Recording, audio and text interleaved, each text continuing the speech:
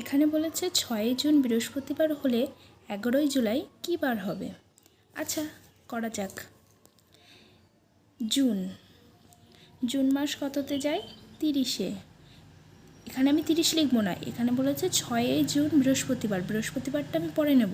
এখানে বলেছে 6 জুন, তাহলে 30 দিনের মধ্যে 6 দিন হয়ে গেছে, তাহলে এখানে থাকছে 24, আমি এইটা নেব। আর এখানটায় জুলাইয়ের 11, জুলাই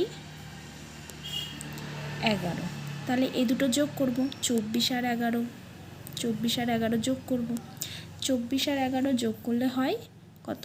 35। এবার এই 35টার আমি অর্ধে বার করব, এর অর্ধে বার করব। অর্ধে বার করার নিয়ম কি?